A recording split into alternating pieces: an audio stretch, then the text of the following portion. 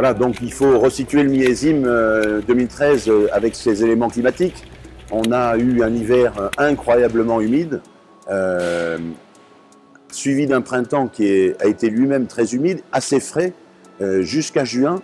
Et la fleur du mois de juin, dans ces conditions, qui s'effectue normalement dans la première décade de juin, s'est effectuée dans la dernière décade de juin, avec une quinzaine de jours de retard. Cette fleur s'est également passée dans des conditions difficiles, avec de l'eau, de la pluie, et donc le cépage merlot, mais le cépage sémillon ont été les deux cépages qui ont le plus particulièrement coulé, et donc les fleurs n'ont pas été fécondées, et donc au lieu d'avoir 80 graines sur une grappe, ben, on en avait 20. Voilà, donc on se retrouve aujourd'hui au moment de la récolte avec des rendements à 20 hecto-hectares dus à ces conditions compliquées de la floraison. Heureusement, l'été est arrivé et juillet et août, en cumulé, vont faire partie des plus beaux étés qu'on ait eus depuis 50 ans. Donc juillet et août ont bien sauvé le millésime. Parce qu'on aurait pu, j'ai toujours la philosophie, ça aurait pu être pire. Et là, ça aurait pu être bien pire, vu les conditions dans lesquelles on partait. Donc juillet et août ont été une lueur d'espoir, et à fin août, les vignerons avaient repris confiance dans le millésime, et on espérait vraiment faire quelque chose de très beau, parce qu'on avait des petits volumes. Donc des petits volumes avec un bel été, ça peut donner des choses très intéressantes. Le mois de septembre a été chaotique. On s'attendait à un joli mois de septembre, il a été ce que j'appelle chaotique, c'est-à-dire qu'il y a eu des ups, des downs, avec des périodes pluvieuses, des périodes très ensoleillées, très sèches, d'autres très froides, mais principalement assez chaudes. Donc ce mois de septembre, il a été très chaotique. Il est difficile de le définir avec une variable assez fixe.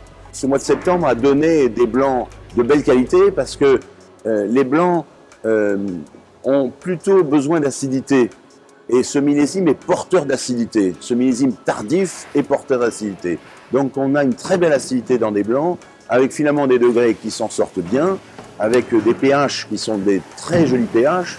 Donc on a un beau millésime. Les rouges, quant à eux, ont été ramassés dans des conditions assez diverses et variées, parce qu'il y a eu des pluies qui ont été plus ou moins fortes suivant les régions.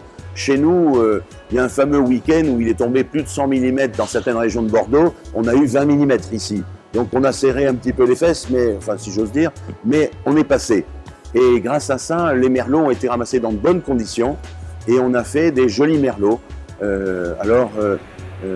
Suivis de Cabernet Franc de bonne qualité, des petits verres d'eau de très bonne qualité et des Cabernet Sauvignon de très bonne qualité.